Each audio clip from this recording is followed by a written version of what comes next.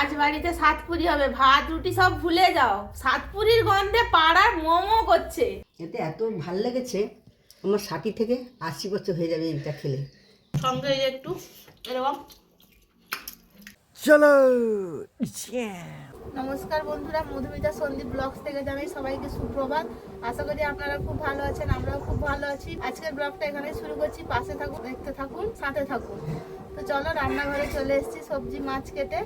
এই যে দেখো, আজকে বানাবো এই যে নুনা ট্যাংরা দিয়ে লাউ ডাঁটা আলু ঝোল বানাবো আজকে।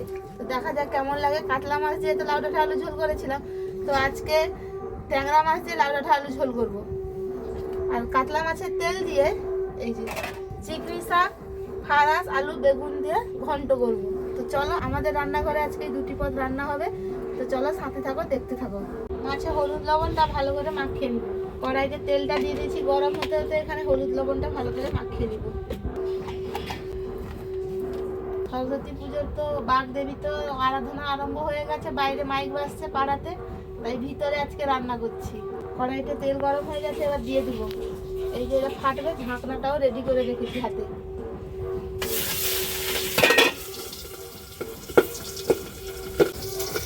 যা ফাটছে সে আর বলার নেই, বোম ফাটে যেরকম সেরকম ফাটছে।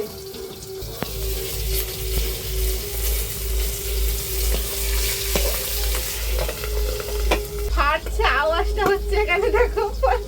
বাবা রে, চিটকি চালিয়েছে ঢাকলা চুটরবি।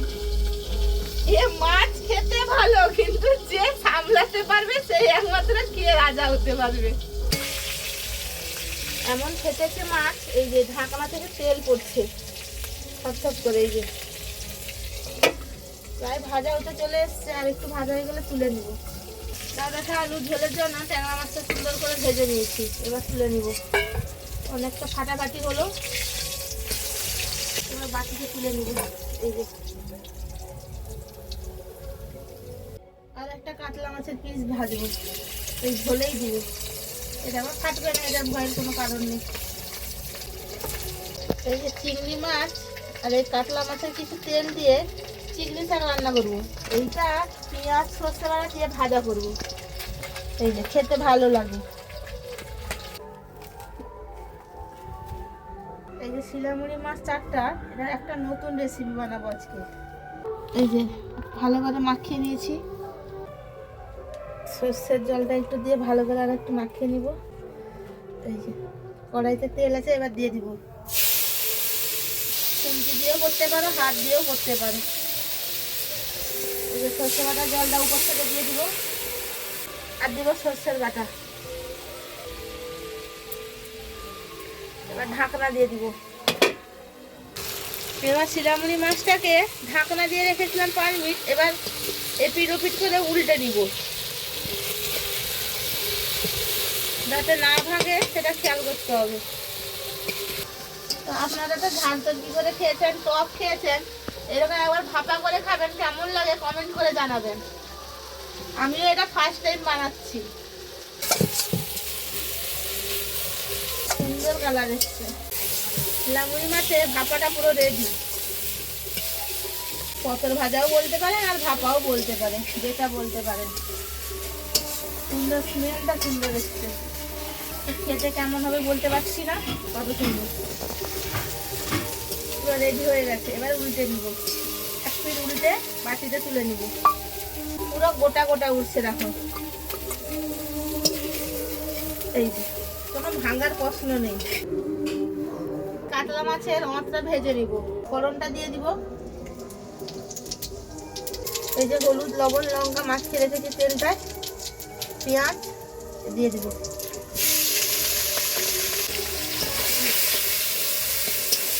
কাতলা মাছের তেলটা পেঁয়াজ দিয়ে সুন্দর করে ভাজা হয়ে গেছে দেখো, গন্ধটা ভালো উঠেছে। কাতলা মাছের তেলটা পেঁয়াজ দিয়ে ভাজা হয়ে গেছে, এবার তুলে নিব। আজকে দুপুরে যা জমজমাট খাওয়া হবে না, আর বলার নেই। এবার করে নিব চিংড়ি শাকের চচ্চড়ি। দিয়ে দিব কড়াইতে তেল। চিংড়ি শাকটা আলু বেগুন দিয়ে রান্না করেছি, গ্রিন মটর দিয়েও রান্না করেছি, আজকে ফারাস দিয়ে রান্না করবো। দেখা যাক কেমন লাগে খেতে। এই যে দেখো, যেই পিসিমণিটা কালকে খাওয়াতে এসেছিল সেই পিসিমণি চিকনি শাকটা দিয়েছে, তাই আজকে রান্না করব। কড়াইটা গরম হয়ে গেছে, এই যে চিংড়ি মাছগুলো দিয়ে দিব।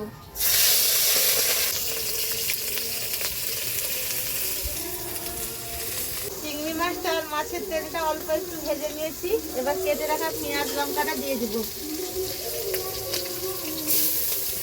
এই যে লম্বা লম্বা লঙ্কা একদম। এবার ভালো করে নাড়িয়ে নেবো, আর ফাটার সম্ভাবনা থাকবে না, কারণ পেঁয়াজটা দিয়ে দেওয়া হয়েছে। এবার মাঝখানে একটু ফোড়ন দিয়ে দেবো, কালো জিরে, রাঁধুনি, পানমৌরি। এই যে মাঝখানে টকটক করে ফুটছে, তার সঙ্গে একটু গোটা জিরে। এবার ভালো করে নাড়িয়ে নেব। পেঁয়াজটাও সুন্দর করে ভাজাই যাবে, চিংড়ি মাছটাও সুন্দর করে ভাজাই যাবে। পেঁয়াজ, চিংড়ি মাছ, মাছের তেলটা সুন্দর করে ভেজে নিয়েছি। দেখো কেটে ধুয়ে রাখা ফারাস আলু চিংড়ি শাকটা এবার দিয়ে দিব।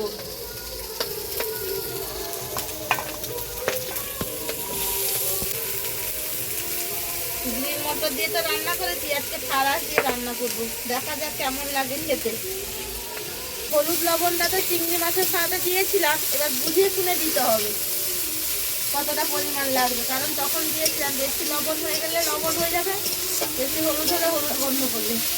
এই যে লবণ, হলুদটা, তার সঙ্গে একটু দিব লঙ্কার গুঁড়ো, অল্প একটু দিব। লঙ্কা হলুদ দিলে তো কালারটাই পুরো চেঞ্জ হয়ে যায়। ভালো করে ঢাকা ঢাকাভাবে নাড়িয়ে নিব। চিংড়ি শাকের তরকারিটা পুরো হতে চলে এসছে, এবার সর্ষে বাটার জলটা দিয়ে দিব। সর্ষে বাটার জলটা দিতে পুরো কালারটাই অন্য হয়ে গেল। চিকেন শাকের তরকারিটা হয়ে গেছে, উপর থেকে একটু তেল দিয়ে দিলে পুরো রেডি। একটু তেল দিয়ে ভালো করে নাড়িয়ে নামিয়ে নিব, টেস্টটা আরো দ্বিগুণ হয়ে যায়।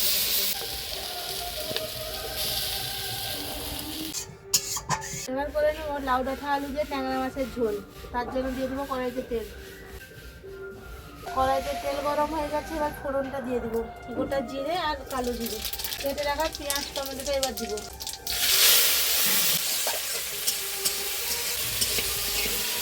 অল্প পরিমাণে একটু লবণ দিব। পেঁয়াজটাও সুন্দর ভালো করে ভাজা যাবে, টমেটোও সুন্দর গলে যাবে। এবার দিয়ে দিব হলুদ গুঁড়ো। ভালো করে টমেটো পেঁয়াজের সাথে নাড়িয়ে নেব। তারপর দিব লঙ্কার গুঁড়ো। পেঁয়াজ টমেটোটা হলুদ লবণ দিয়ে ভালো করে কষিয়ে নিয়েছি, এবার কেটে ধুয়ে রাখা লাউ ডাঁটা আলুটা দিয়ে দিব। এবার ভালো করে নাড়িয়ে নেব। লাউ ডাঁটা আলুটা ভালো করে মশলার সাথে কষিয়ে নিয়েছি, এবার দিয়ে দিব জল। কত সুন্দর কালারটা এসছে, এবার দিয়ে দিব জল। শুভ দুপুর বন্ধুরা, এই যে খেতে বসে গেছি। প্রথমে ভাতের থালায় নিয়ে নিয়েছি এই যে কাতলা মাছের তেলের ভাজা, কত সুন্দর দেখো কালারটা এসছে, খেতেও দারুণ, দুর্দান্ত খেতে। তো আজকে আমাদের দুপুরে কি কি তরকারি আছে দেখে নাও একবার। কাতলা মাছের তেল দিয়ে ভাজা, শিলামুড়ি মাছের পতর ভাজা, এই যে চিকনি শাকের চচ্চড়ি ফারাস দিয়ে, আর এই যে সেই আছে এই যে ট্যাংরা মাছ দিয়ে লাউ ডাঁটার ঝোল, এখনো ধোঁয়া উঠছে। ট্যাংরা মাছ, লাউ ডাঁটা, আলু। তো খেয়ে নিই, এইটা প্রথমে খাই। তার সঙ্গে শুকনো লঙ্কা, যাক খেতে হয়েছে, আপনারা একবার বানিয়ে খাবেন। তো তেল দিয়ে তো শাক টাক বানাই, আজকে শুধু পেঁয়াজ দিয়ে ভেজেছি, দারুণ হয়েছে খেতে। এবার ভাতের থালায় নিব চিংড়ি মাছ আর কাতলা মাছের তেল দিয়ে ফারাস আলু দিয়ে চিংড়ি শাকের তরকারি। চিংড়ি শাকের তরকারিটা দারুণ টেস্ট হয়েছে। কালারটা এসছে দেখুন।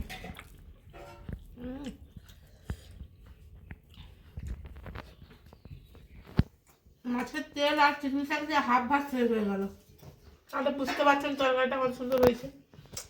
খেতে বসে গেছি বন্ধুরা, আজকে চিকেন শাকটা দারুণ হয়েছে, সুস্বাদু,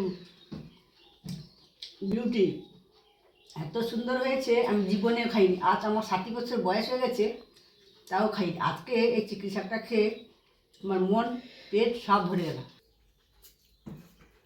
দারুণ হয়েছে। এরকম হালকা তেল মশলা দিয়ে রান্না করলে খেতে সুস্বাদু লাগে, বেশি বেশি তেল না দিলেই ভালো হয়, অল্প মশলায় খেতে সুস্বাদু। অল্প মশলায় শিরামণি মাছের পতর ভাজাটা দারুণ হয়েছে, এতে এত ভাল লেগেছে আমার 60 থেকে 80 বছর হয়ে যাবে এইটা খেলে, বয়স আমার অমনি বেড়ে যাবে। মাছটা দেখুন কত সুন্দর হয়েছে। পিঙ্কি এটা দারুণ হয়েছে, এটা খেলে আমি খাওয়ার পরে আমার বয়স বোধহয় আবার 80 বা 90 হয়ে যাবে। সত্যি সত্যি মায়েরই।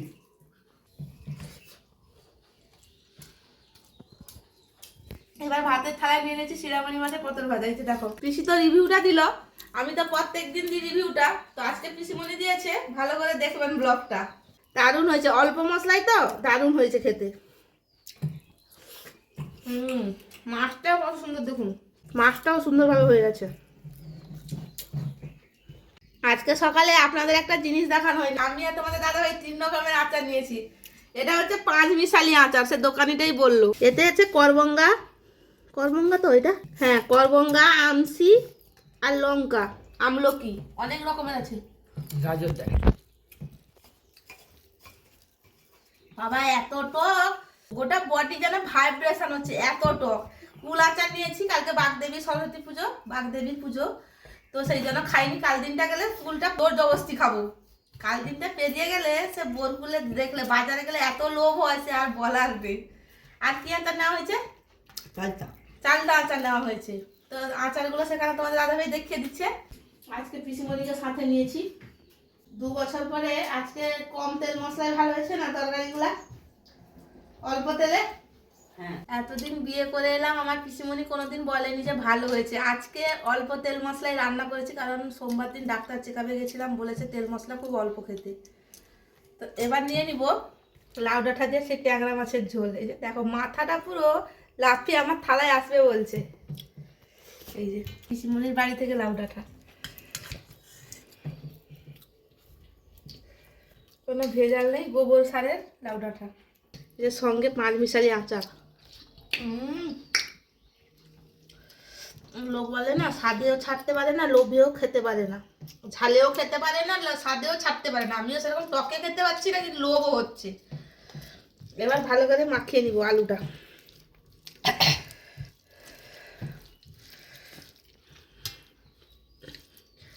এই যে ভাত, খালের মাছ পেয়ে না,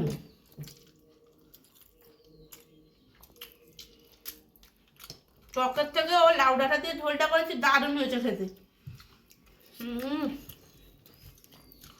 সঙ্গে এই একটু এরকম টোপা লাগিয়ে দিতে হবে মুখে।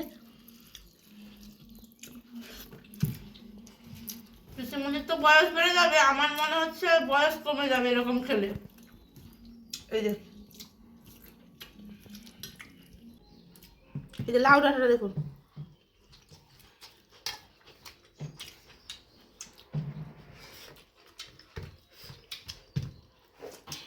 গোবর সারের লাউ ডাঁটা কেন, কোনো সবজি কেন আলাদাই স্বাদ হয় অন্য সারের থেকে।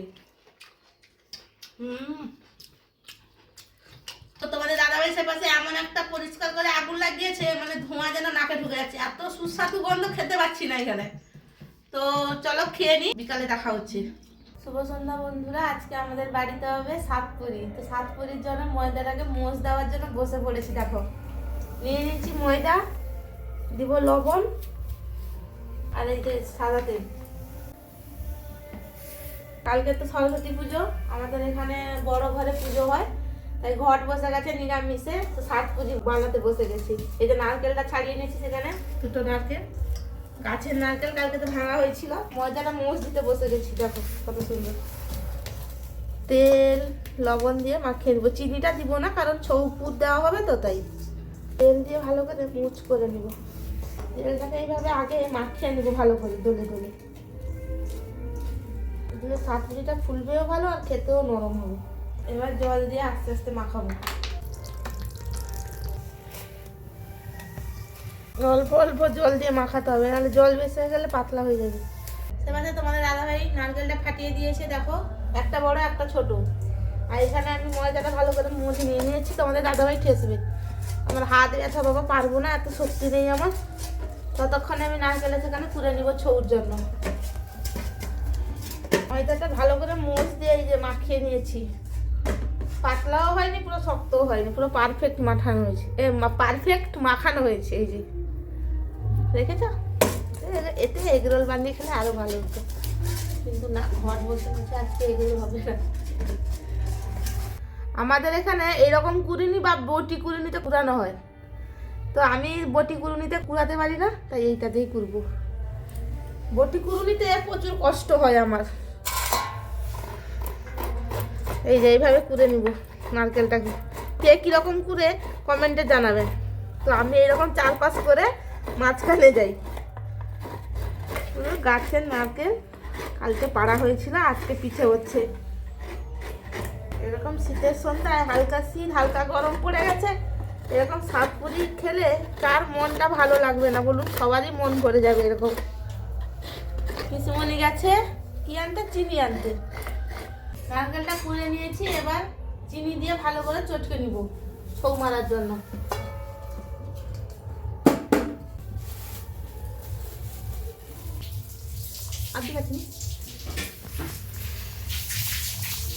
চিনিটা দিয়ে ভালো করে এইভাবে চটকে নেব।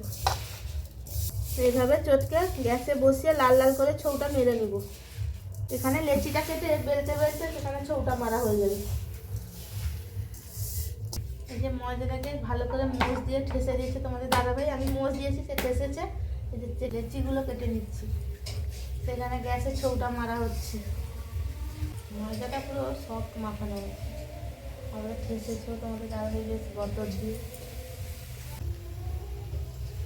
নারকেলের ছৌটা মারা হচ্ছে লাল লাল করে সাতপুরির জন্য। লেচিতে ভালো করে তেলটা মাখিয়ে নিব। এরকম মাখিয়ে নিলে এক্সট্রা তেল দিয়ে আর বেলুনে বেলতে হবে না, এতেই হয়ে যাবে।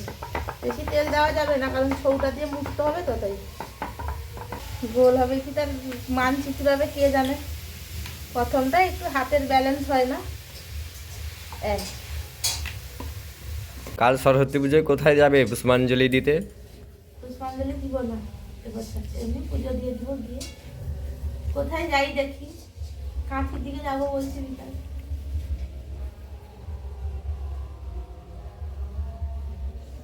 দেখো এখানে লেচি কাটা হয়ে গেছে। লেচিটা কেটে লুচি সাইজে বেলে নিয়েছি, এবার ছৌ দিয়ে পুর দিব। কি হবে আজকে? সাতপুরি, এই যে তেল দিয়ে ভাজা হবে। আজ বাড়িতে সাতপুরি হবে, ভাত রুটি সব ভুলে যাও। সাতপুরির গন্ধে পাড়ার মোমো করছে। তো চলো সাতপুরিটা তৈরি করে নেওয়া যাক। তো চলো, এই যে সাতপুরি রেডি হচ্ছে। লেচি কেটে লুচির মতন বেলে পুর দিচ্ছি, নারকেলের পুর। ঢাকনা দিয়ে এই যে মুখ বন্ধ করে দিব, তারপর মনের মতন করে ডিজাইনটা করে নিব। ভালো করে ক্রিম মাখিয়ে গালটাকে পরিষ্কার করে নিতে হবে এইভাবে, হ্যাঁ, তাহলে ফেটে যাবে না। শীত পড়েছে। আরে সাতপুরি খেতে যা টেস্টি না বন্ধুরা, এই শীতের রাতে জাস্ট ওয়াও লাগবে খেতে। কি এই যে ভালো করে ক্রিম মাখিয়ে পোশাক আশাক, শীতের পোশাক পরে পুরো রেডি করে নিয়েছি ঘুরতে যাওয়ার জন্য। পাড়া গোটা গন্ধে মোমো করবে। তো চলো, ভালো করে পুর দিয়ে নকশা করে তৈরি করে নিয়েছি। এখানে কড়াইতে তেল দিয়ে দিয়েছি। চলো, এই যে ভালো করে ডিজাইন করে তৈরি করে নিয়েছি। এবার কড়াইতে দিয়ে এই যে ফুটন্ত তেলে একে ভাজছি। প্রচুর বদমাশ হয়ে গেছে এগুলো। খেতে যা টেস্টি হবে না এই ঠান্ডাতে, উফ। খেয়ে লেপের ভিতর ঢুকে আর কি করতে হবে? বাত কর্ম করতে হবে, দিলে শরীরের ধর্ম হবে, শরীর চাঙ্গাও হবে। কত সুন্দর লাল লাল হয়ে তেলটা পুরো মানে পারফেক্ট ভাবে গরম করতে হবে, তাই তো? হ্যাঁ। কত দূর হচ্ছে? প্রায় শেষের দিকে। না শেষের দিকে না, আবার কত দূর? মাঝখান বরাবর চলছে গাড়ি। এই দেখো ভাজা হয়েছে। কুয়াশার জন্য না ট্রেনটা আস্তে আস্তে যাচ্ছে। আস্তে আস্তে যাচ্ছে না, বেশি জোরে চালালে অ্যাক্সিডেন্ট হয়ে যাবে, সেরকম এটা বেশি দিলে পুড়ে যাবে। তো বন্ধুদের বলো কারা কারা খেতে ভালোবাসে, কমেন্ট করে জানাবে। হ্যাঁ। পার্সেল বাড়ির কাছে যদি হয় তাহলে পাঠিয়ে দিব। হ্যাঁ কি করে একটা কুরিয়ার করে না কি একটা করে পাঠায় না, হ্যাঁ পার্সেল। বাইরের দেশে কুরিয়ার করে পাঠায় না। হ্যাঁ আমার শ্বশুর মশাই এই পিঠেগুলো খেতে ভালোবাসে, আজকে মনে করছি। যত হোক শ্বশুর মশাই তো, আমার বাবা তো বলার নেই, আমার বাবা তো আরো আশিস করণকে পিঠেটা দিলে সে মোটামুটি পিঠে আর লুচি পরোটা এগুলো খাবে, ভাত টাত খায় না আমার বাবা। সে তো আর বলে, আমার দুজন বাবাই মানে পিঠে ভক্ত।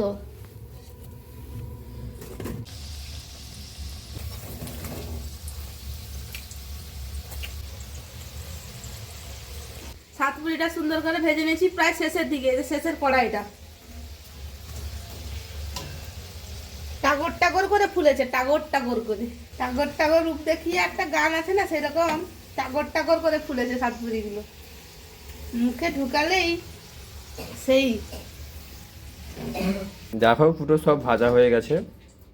তো ভাজাপুর করে চলে এসেছি, ভাজাপুর বলো আর সাতপুরি বলো করে করা শেষ হয়ে গেছে, খাওয়া দাওয়াও শেষ হয়ে গেল। তো আজকের ব্লগটা এখানেই শেষ করছি। আমাদের চ্যানেল যদি কেউ নতুন হয়ে থাকো, চ্যানেলটিকে সাবস্ক্রাইব, লাইক, শেয়ার এবং কমেন্ট করে জানাবে আমাদের ব্লগগুলো কেমন লাগে। কালকে তো সরস্বতী পুজো, কোথায় যাই দেখা যাক, গেলে আমরাও ঘুরবো, তোমাদেরও ঘোরাবো। তো সাথে থাকো, পাশে থাকো, দেখতে থাকো। তো চলো, দেখা হচ্ছে কালকে মর্নিংয়ে নেক্সট ব্লগে।